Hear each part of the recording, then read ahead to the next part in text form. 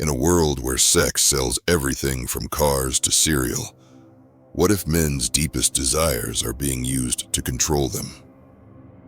Esther Vilar, in her controversial book, The Manipulated Man, argues that women manipulate men through their lust, turning them into unwitting servants. Could the very thing that drives men be their greatest vulnerability? Imagine a man working long hours to provide for his family, believing it's all for love.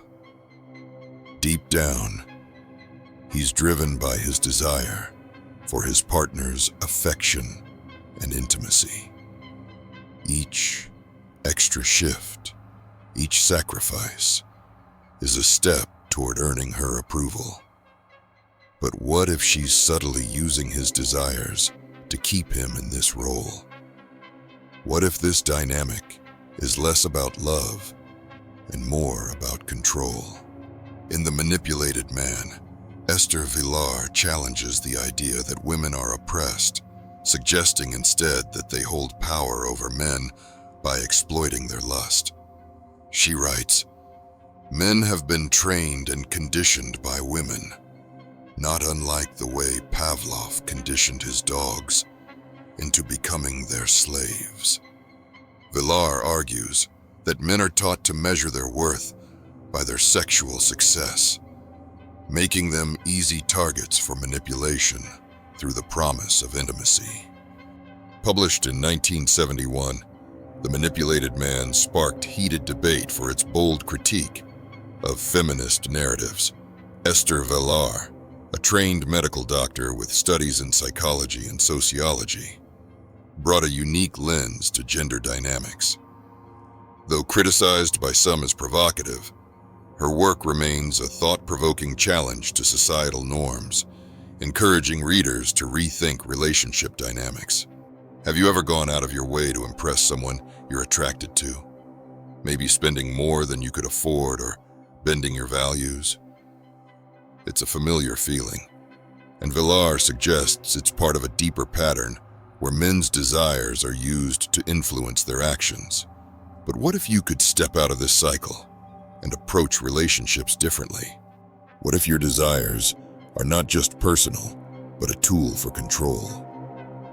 Could mastering your lust lead to freer, more balanced relationships? These questions might feel uncomfortable, but they're key to understanding how desire shapes our lives and interactions. Vilar's core idea is that society conditions boys to link their masculinity to sexual conquests, creating a dependency on women for validation. By controlling access to intimacy, women can influence men's behavior, rewarding actions that serve their interests.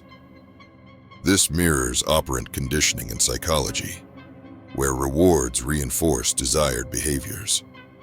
Vilar's view suggests women use sex as a reward, subtly shaping men's choices in relationships. If men let lust guide their actions, they may find themselves trapped in unfulfilling relationships, endlessly striving to please partners who hold the reins. This cycle can lead to frustration, feeling unappreciated, and a life where true happiness remains out of reach. Vilar warns that without awareness, men risk becoming pawns in a dynamic that benefits others at their expense. Vilar offers a way out. Men must control their urges. She writes, "A man who wants to gain power over a woman must follow the example of women and condition his sex drive."